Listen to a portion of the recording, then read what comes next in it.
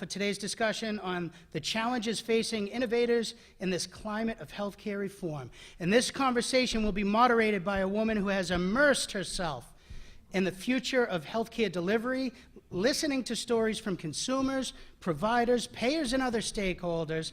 Martha Biebinger covers healthcare and other general assignments for WBUR.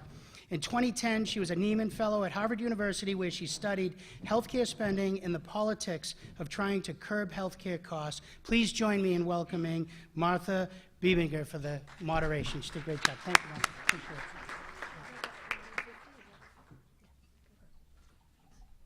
Morning, everyone. So great to see you. We're going to jump right in with an introduction of the panelists, starting with David Seltz, who runs the state's Health Policy Commission. If it hasn't crossed your radar screen, keep an eye on it. It was created by the 2012 Healthcare Cost and Quality Law, passed there on Beacon Hill, and has most recently been in the news with the decision from Judge Sanders on the Partners South Shore Hallmark acquisition, you may have heard. So, David, what are you looking at in terms of the biotech sector? Great. Good morning, and thank you, Martha and Bob, for having me here today. I have the, I think, unenviable position of being the voice of government on today's panel, and I will try to do my best accordingly. I'm here on behalf of the Health Policy Commission, which is a new state agency which has the very modest goal of reducing healthcare costs while improving quality. Something that I'm sure we can get done in, just a couple of months, and we'll be able to wrap up shop. The Health Policy Commission was created 2 years ago through a landmark piece of legislation called Chapter 224. And I note the 30 years of innovation that MassBio is celebrating today. The title of Chapter 224 is An Act Improving the Quality of Healthcare and Reducing Costs Through Increased Transparency, Efficiency, and Innovation. So there's that I word again, which we've heard so much today, right in the title of the bill. This piece of legislation was really a bold step forward for Massachusetts in tackling, which is one of the greatest challenges facing not only the state, but the entire country and the world, which is the unsustainable rise in healthcare costs. And what we saw at the legislature at the time was that this unsustainable growth was crowding out investments in so many different areas, investments with the state, investments with private businesses, investments with employees and their families.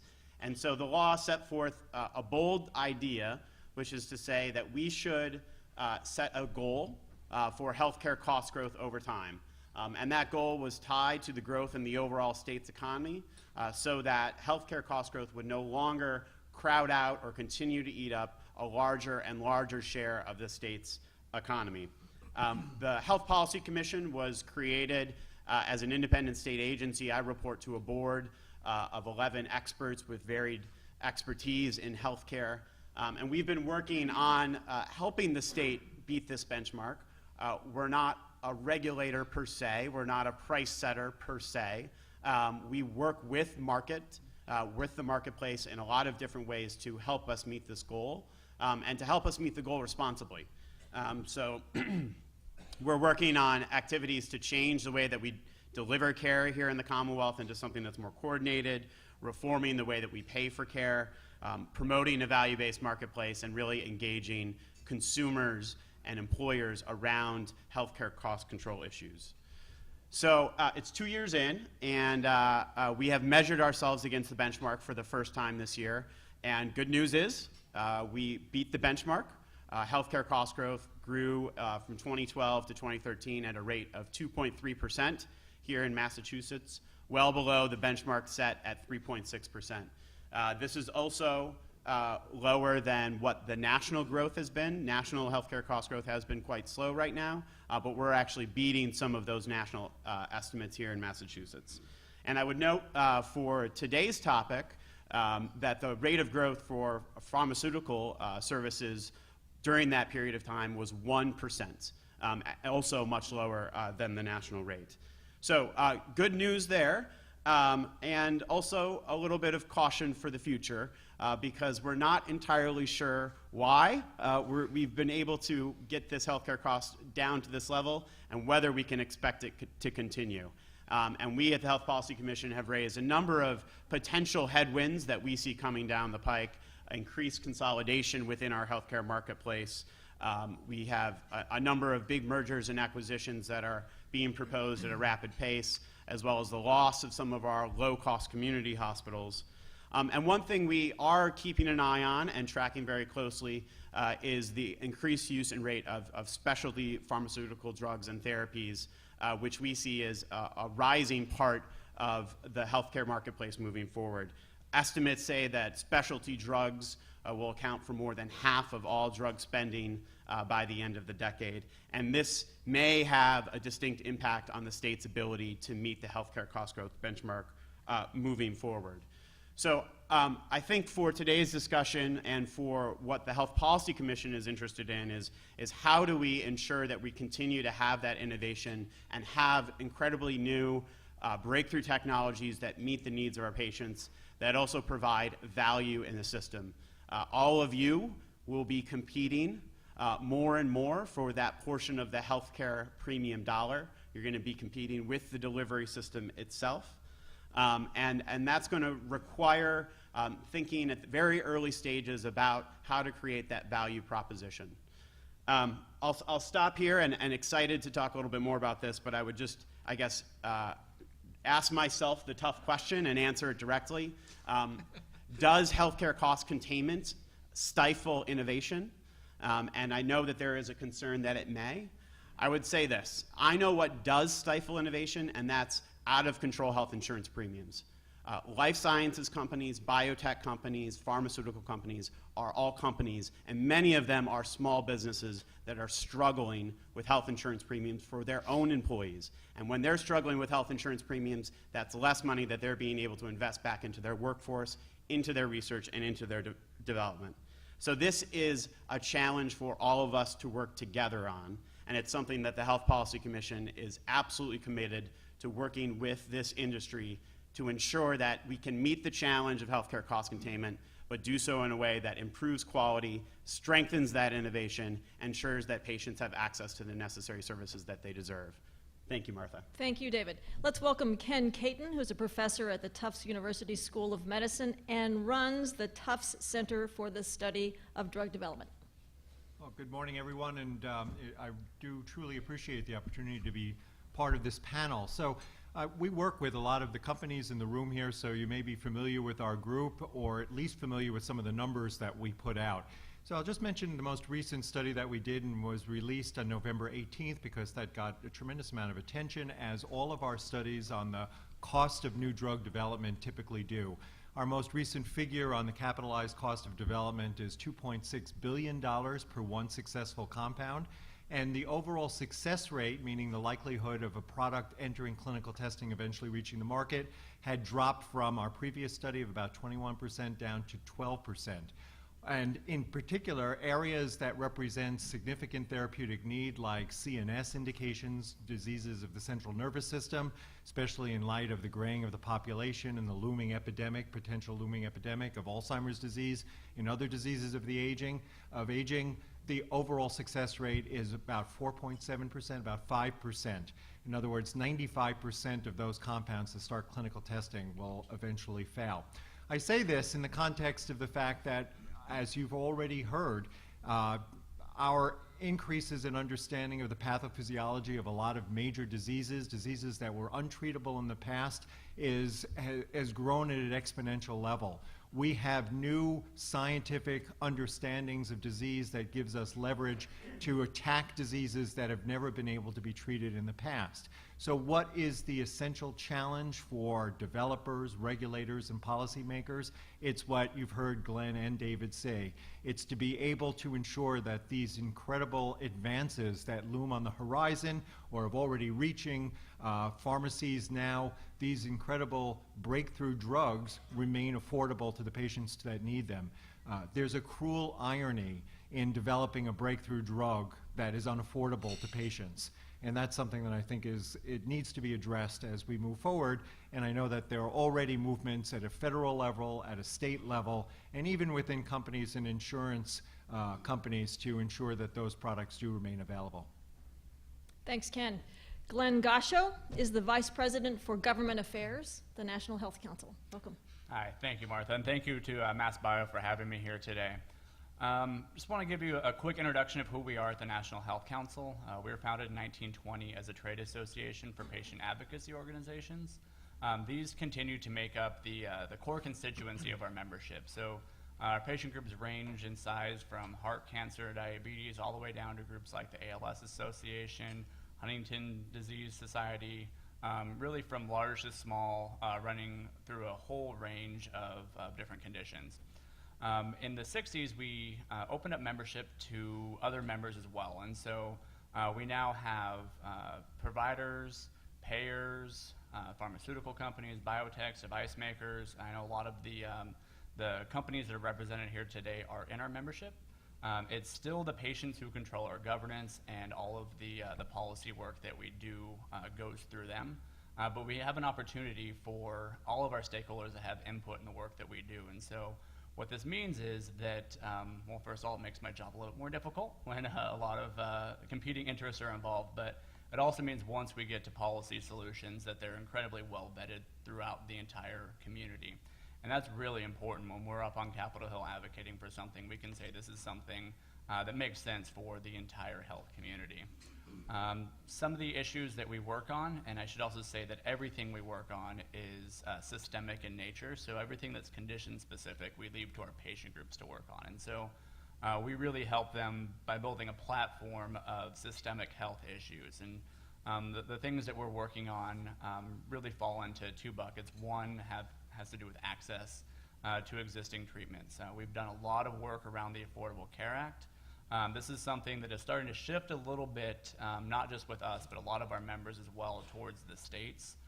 We know that that's where there's going to be a lot of action in terms of really getting some good best practices in the different states in terms of creating transparency for patients to know whether or not their drugs will be on formulary and what the cost sharing is. Really working on increasing access by lowering the cost sharing requirements. Really looking to make sure that not only do people have the information that they need, but that there's tools out there to help them direct them to the right plan. That's something that we just really don't see at this point, and so that's a huge area of focus. Our second major bucket is really looking at bringing new products to market. It's not just about bringing more products to market, it's about bringing products to market that meet the outcomes that matter to patients. And so when we look at the three bullets that were in the agenda for today, it's really interesting that all three of these really represent different asks that we have in what's called the 21st Century Cures Initiative that the House Energy and Commerce Committee released a draft last week of legislation they want to pass that really is aimed at changing the innovation ecosystem. And these three bullets that are here really represent a lot of the asks that we've had and have had included in there. And we'll kind of get into that in a little bit. But that's really what our main focus is right now, is really trying to work with Congress to bring new cures to patients. Thank you, Eric. Glenn, did you want to add anything to what you said earlier? In terms of my background? Yep. Yeah, so yes, if I may. Sure. So I'm Glenn Batchelder. Most recently I was CEO and founder of a company called Civitas Therapeutics. And I thought it just, by way of background, I could illustrate some of actually what Ken talks about in terms of, sort of this whole number, this 2.6 billion number, this very large number it costs to really bring something to market.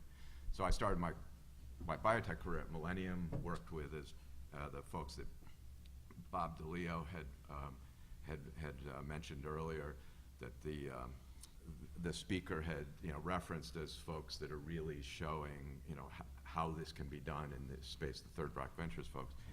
And from there, I had the opportunity to run actually 3 biotech companies, being the CEO at the very beginning, Acceleron Pharma, Spine Therapeutics, and Civitas Therapeutics most recently.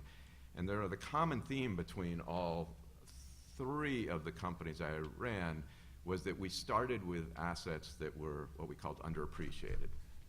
And what that really means, it's a euphemism for taking on things in an area where most everybody thinks it's going to fail.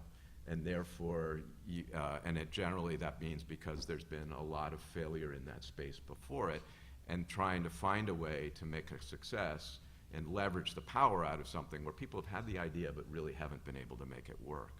So at Acceleron, for example, we were working in this very powerful system of the body called the TGF-beta superfamily signaling pathway, and it had been a place where there had been a whole series of drugs run by, that had been trying to be developed by large companies that had failed, and we were going to that space, so we used every term other than TGF-beta to describe what we were doing, and it was to help with bone and muscle loss. In the end, it's become a very successful company, but it was one at the beginning where we almost couldn't say what we were doing in a very direct way because people would immediately assume we were going to fail. So Bind was a nanoparticle company. People had been trying to work with nanoparticles for 2 decades. The problem is, nanoparticles are very hard to manufacture, so it was around creating therapies that would make chemotherapy more specific and potent and reduce the side effects.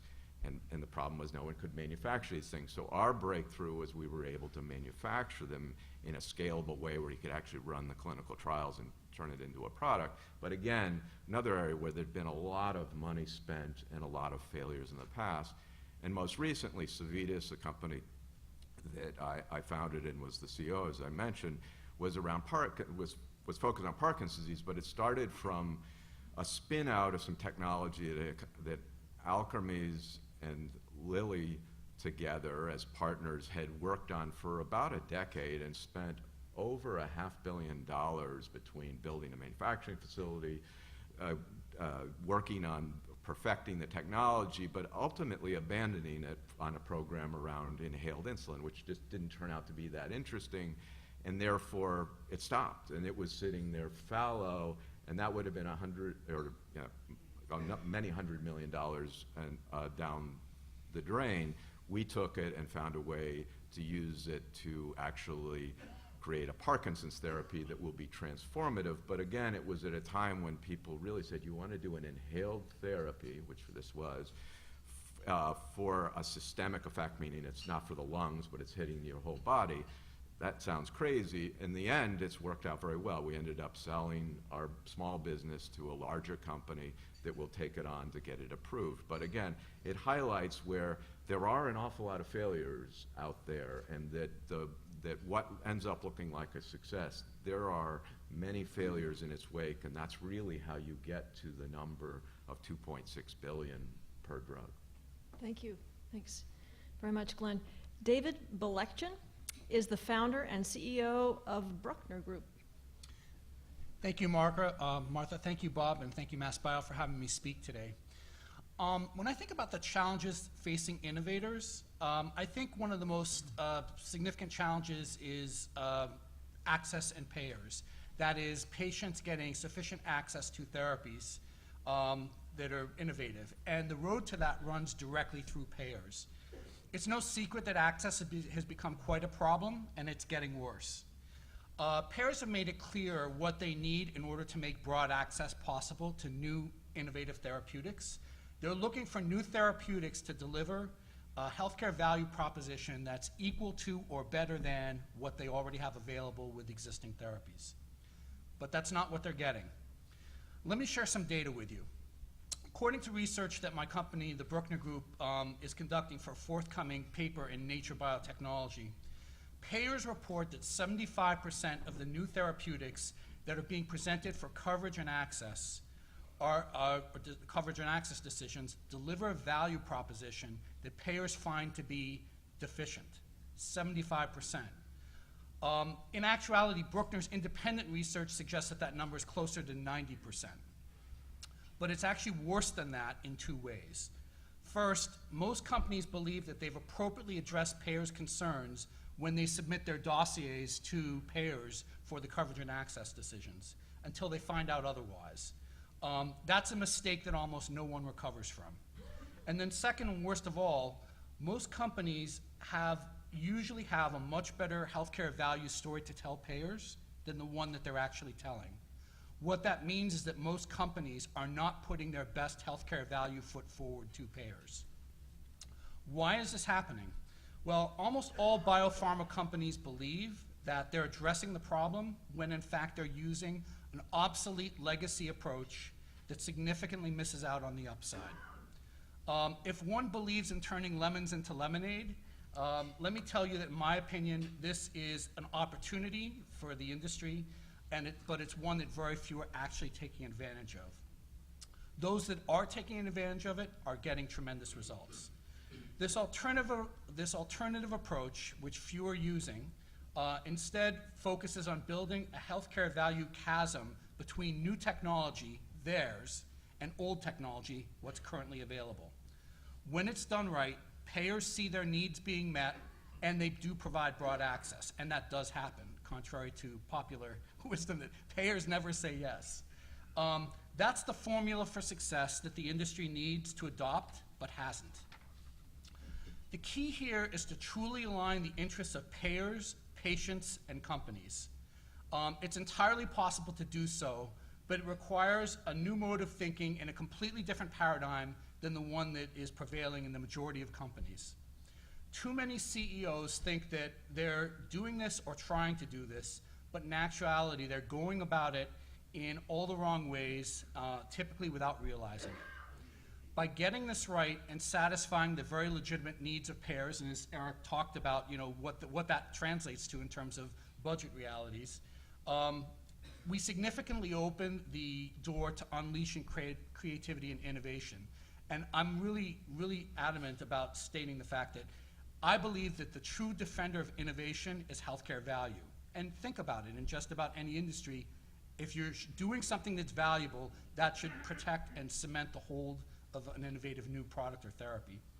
What Bruckner has learned is that in most circumstances, when you take scientists and engineers and give them new parameters in which to work, they create magic. They can build solutions that meet all the requirements of the market. The good news is that payers and access need not be a problem. This is a very solvable problem.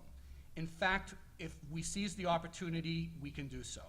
All it requires is being open to new approaches and new ideas that are proven to work, and not simply repeating the same old approaches that have been used over and over again without regard to whether or not they're actually working. And striving for alignment between all the key stakeholders. That's the pathway, in my opinion, to ensuring that we create the environment in which innovation can prosper. And it will do so right here in Massachusetts if we lead the way. Thank you. Okay, let's try to understand a little bit more about this disconnect between the value that the payer is looking for and the manufacturer innovator can provide. Ken, I saw you taking notes. Do you want to jump in on that? How did you see that? I'll teach you. Yeah, I think that we're already moving in the direction of being able to demonstrate value by the focus on precision and targeted medicine. All of that is really moving us into a period where the medicines that we use, the individuals that will receive those medicines, are the ones that are most likely to benefit from those medicines. So that's a first step. But I think there's a lot more to it, because the incentive for companies, one of the incentives for companies to move into these areas is the opportunity to basically have premium pricing for their products, and also to make sure that the payers reimburse, which payers typically reimburse for these products. The real challenge is that every company is in this area right now, so there's going to be an avalanche of these types of products reaching the market in the not too distant future. I think addressing some of the things that David just talked about, and the fact that so many of the products are reaching the market without a good value statement, without a good value proposition, it speaks to the fact that what a major change that needs to occur is the input and involvement of payers in the development process at an earlier stage. We've looked at this over the years, and it's clear that payers and developers want to work together in the development process. The challenge is, when do they get involved, and what type of involvement should that be? But I think we've reached a point where it is absolutely critical that that happen. That, in addition to more value-based pricing, which I think we're going to be seeing over the years. We're starting to see little bits of it. We're going to see more and more of it.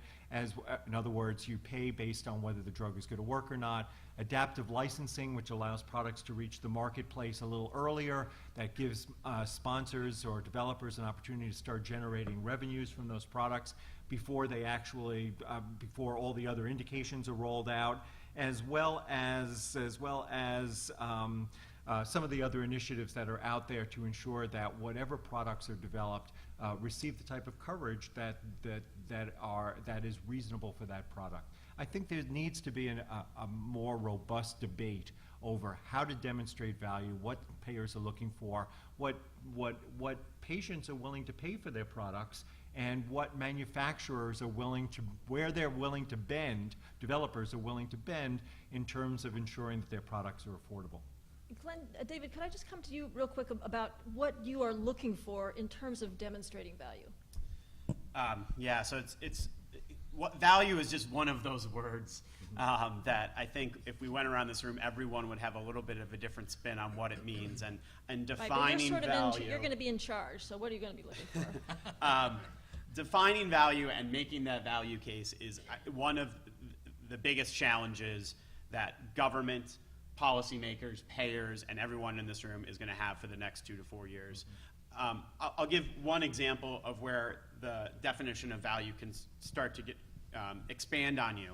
So in the case of a state Medicaid program, where the state is actually in charge of making some of these decisions around what types of drugs would be available through the Medicaid program, there was an analysis done around being able to provide prescription drugs and therapies for substance use disorder. And they had a real cost attached to them, and the value back to the health plan was about equal to what the cost of the drugs was provided to those patients. But then you looked at the value to society, and all of a sudden you saw reduced correctional rates, reduced recidivism, employment, and all of these other benefits that accrue to government writ large that are outside of even the healthcare system as we've put it in that little box. So how do you think about the value statement of being able to provide that type of appropriate treatment for people suffering with substance use disorder when the direct benefit to the system may be something that's equal to the cost, but we know that the benefit, the value, goes far beyond that. And that's a real challenge when you start to think about the value outside of the system, where we've so closely defined this as the medical system only, especially in areas like behavioral health. So just an example of, I think, the challenge moving forward in defining value. I want to try to bring this to some of the issues that have been in the news just in the last week, too, if we can. So the President's Precision Medicine Initiative, does the value proposition change at all when you're looking at a very personalized approach? So I would say yes, and I think it's And how? So that when you sort of look at how medicines have been prescribed over time, and cancer is probably the best example. There was a set of tools in the toolkit that anybody who had breast cancer, anybody who had colon cancer would pretty much get the same treatment. And now there's actually a very interesting company out there, Foundation Medicine. They're based here in Boston. They were down visiting with President Obama the other day when he brought some folks in to talk about this.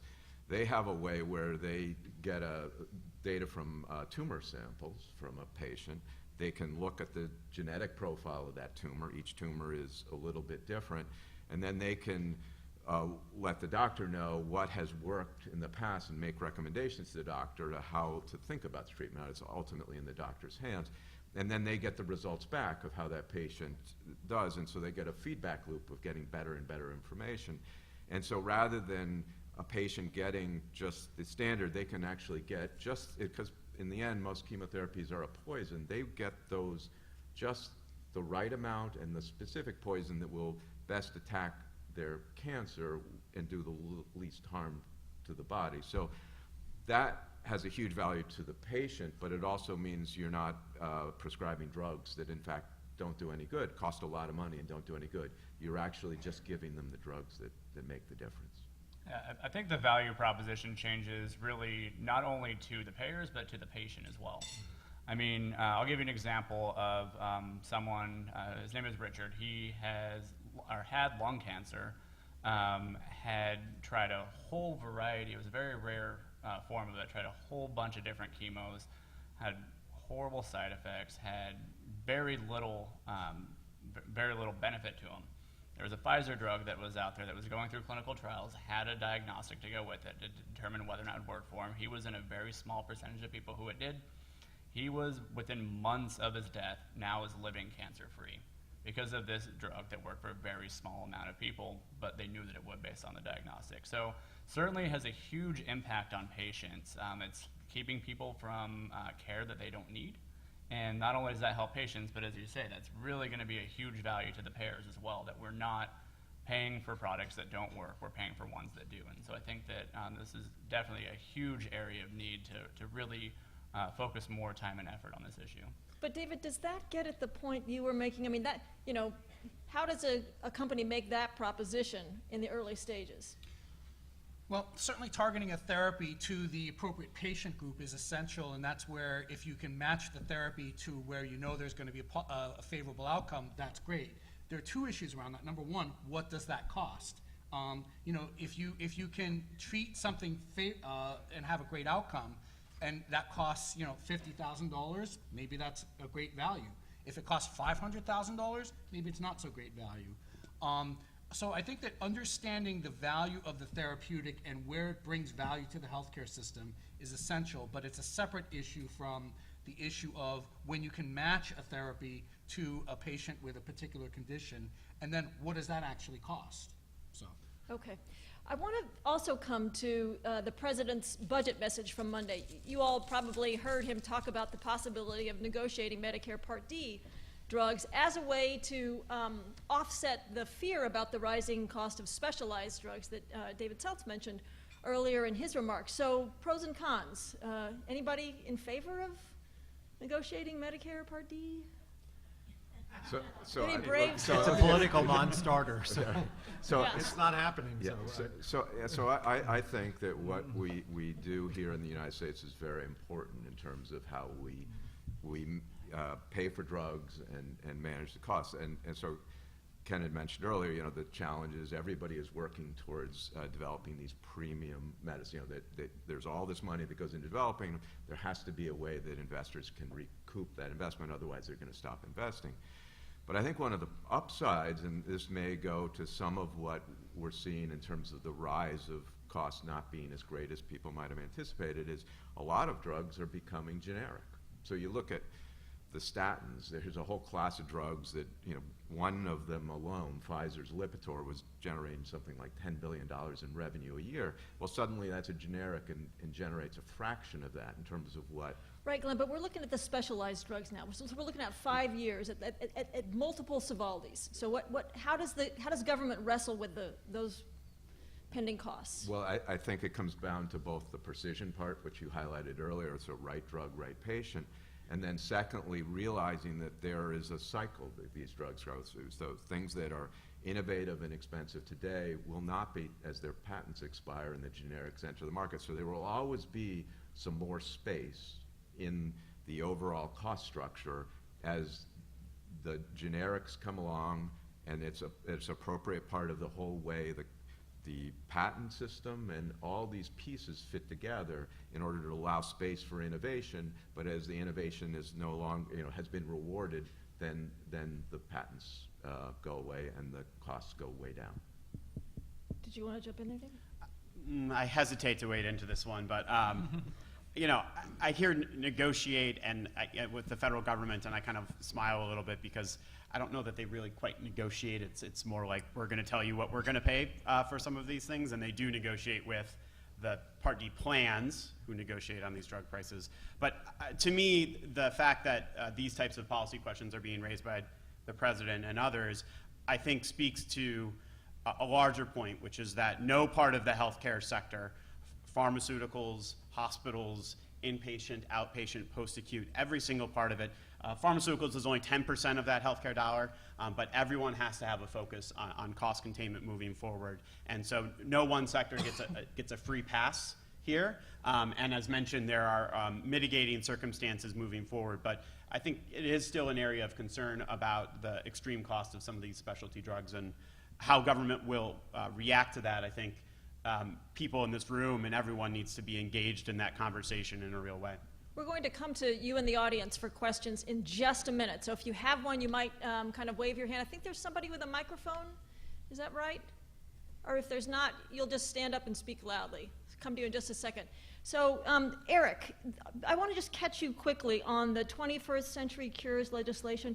There was some concern early on about whether NIH was distributing money in a rational way. Maybe coming back to what Ken was saying a little bit about the return on some innovation as compared to others. Are you confident that the legislation will direct NIH to put the money in the right places? Yeah, I mean, well, I think the real 20-pound grill in there is there going to be an increase in funding too. I think that's going to be not only from a policy standpoint. Obviously, NIH is one of the few agencies in the bureaucracy that people from both sides of the aisle can agree is important. So that's Meaning you're hopeful about from a funding policy standpoint, from a political standpoint, I think they're going to need to as well. The House obviously does not need to get any Democratic support to get something through. The Senate obviously will. And that's the one thing that you're hearing from Democrats more and more is that they want a key tenet of this to be more funding for NIH. And if there's nothing included in that, I don't know sort of what that carrot is to get any support from that side of the aisle. So that's going to be the really interesting thing to see from a political standpoint, sort of how they navigate that, obviously grappling with a big tenet of the party right now, which is to control costs. So it'll be interesting to see sort of where that goes. Also, as you mentioned, sort of how they're directing it and trying. One of the things in there is that they're trying to give more discretion to the director's office to dole out the money as opposed to doing it through the appropriations process to each institute. I can see there's pros and cons of this. It'll be interesting to see sort of where that goes. I think that a lot of times they don't want to pick and choose which diseases we focus on through Congress, which I understand. But it also does sort of leave us open to the option that if it's done director by director, you could see priorities change with every administration. So there's certainly pros and cons of it. Ken? This is probably changing the topic slightly, but the fact of the matter is it's very seductive to focus on precision medicine, especially in a highly innovative area like the Massachusetts area, and the fact that the president has his precision medicines initiative. But the fact of the matter is there's a time to use a shotgun and there's a time to use a rifle.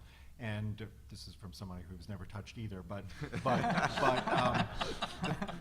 for a lot of the diseases that we don't have an understanding of the genetic mechanisms, for example, a lot of the CNS diseases like Alzheimer's disease, what we're really going to be left with is let's treat large numbers of people and hopefully we'll be able to identify those that respond, but we don't know why they're responding, but they are responding. All of this discussion has to go on for those drugs as well.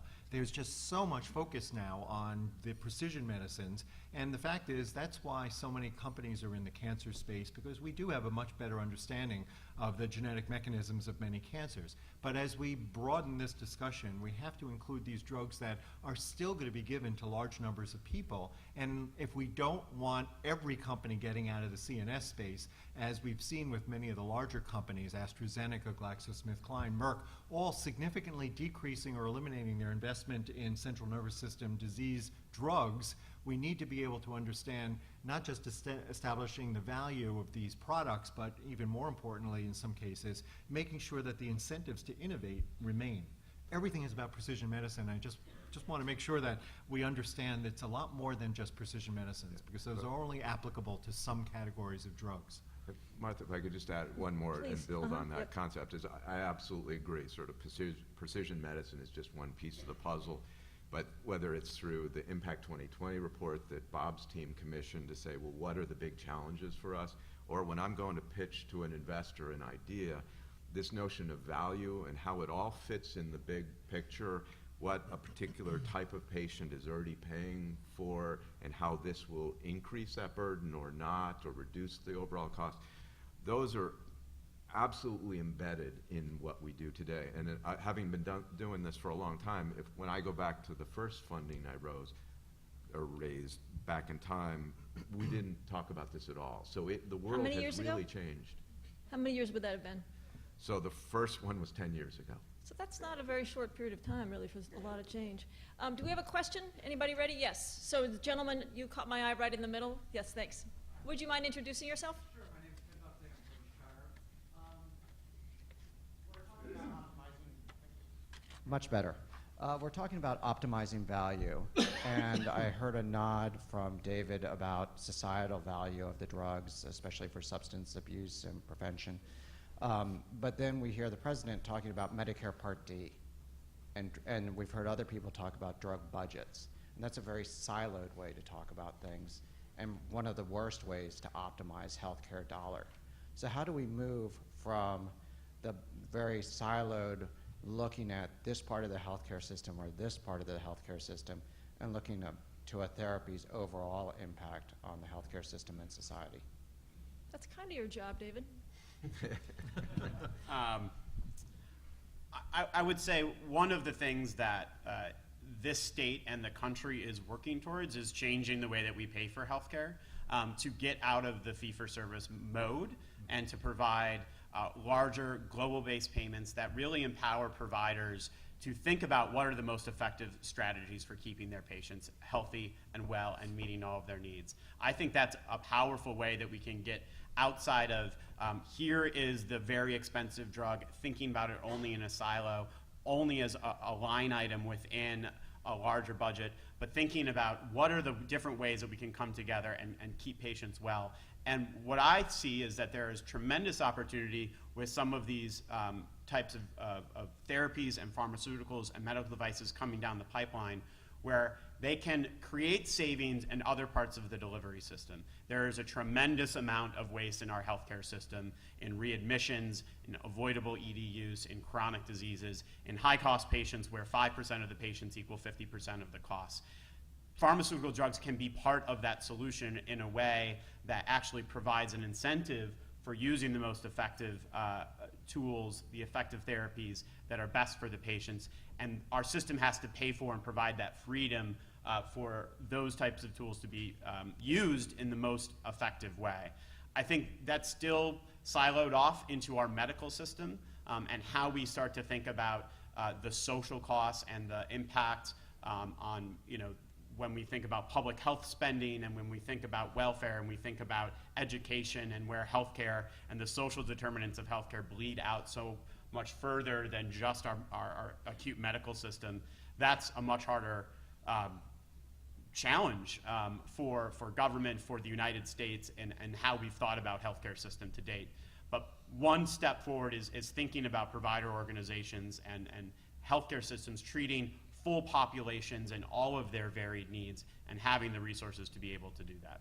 David, at the other end, are those some of the topics that you think companies need to be thinking about in terms of their early stage value equations? Certainly. I think that when you're talking about ways in which you can look at the total impact on a therapy in the utilization of healthcare resources, as well as in a broader construct, in ways it impacts other stakeholders, employers, caregivers, et cetera.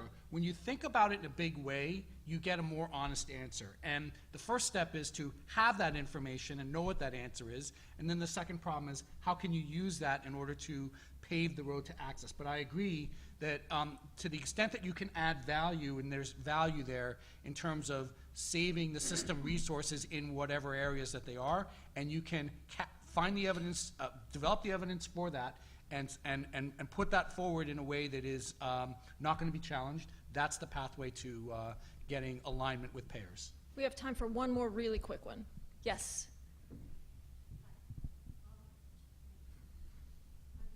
With Altea Strategy Consulting. I want to pick up on what David had talked about, the importance of the value proposition really going through a shift. And I want to tie it to what Ken had been talking about, the high cost of getting a drug to market now. Is part of the problem that companies are not really considering what kind of evidence needs to be generated to support health economic arguments, quality of life arguments early enough in the process, and looking at what the commercial requirements are going to be successful, so that they're investing in things that ultimately cannot succeed. Yes, I mean, I would agree that many companies are not looking at it in an appropriate way early in the process. Now, many companies are starting this in an early process, but the methodology that they're using to identify where there's healthcare value and to drive the drug towards that value, that's not happening. They're doing something else.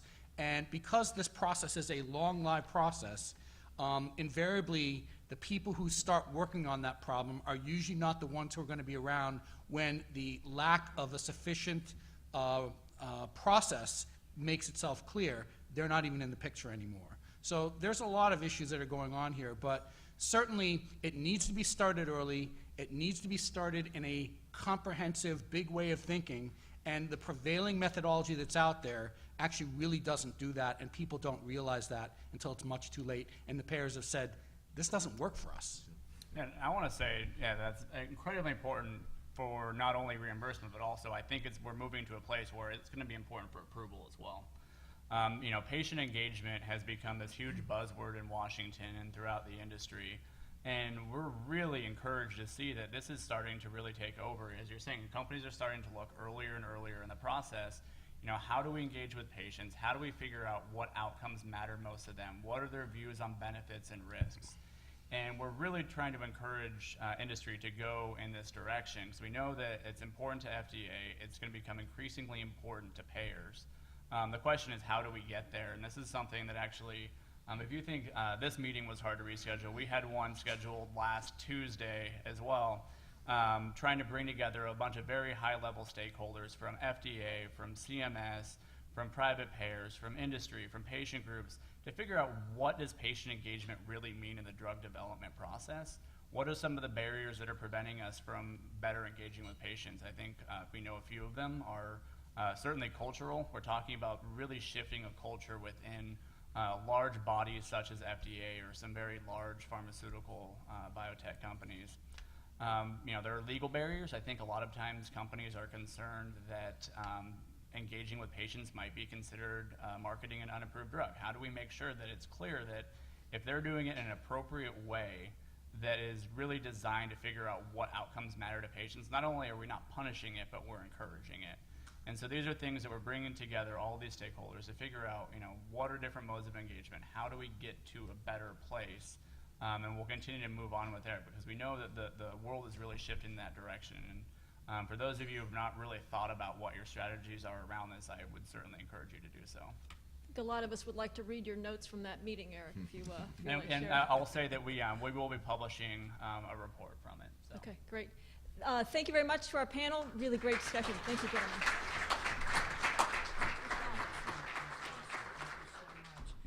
And how about a big round of applause for our moderator, Martha? She always does a great job. Okay, and thank you everyone for joining us today and for continuing to be engaged in this conversation as it unfolds this year. We couldn't do it without the support of our sponsors, so another huge thanks to Amgen, Biogen IDEC, Cubist, EMD Serono, Genzyme, Johnson & Johnson, Pfizer, Sanofian, and Fisher Scientific. Thank you very much. We look forward to working with you throughout 2015. Have a great day, and I just want to let you know that I was fortunate enough to be out in Arizona on Sunday, and Sunday night I saw Robert and Jonathan Kraft, and I asked them if they could move the parade right down Tremont Street today so that we could all go to the lobby and look out the window and see it. I was only goofing around. Well, it looks like they're going to do it, so if you get the chance to see the parade go by, enjoy it, and if you need to get to work, I'd suggest you leave right now and head that way. Thank you very much, ladies and gentlemen.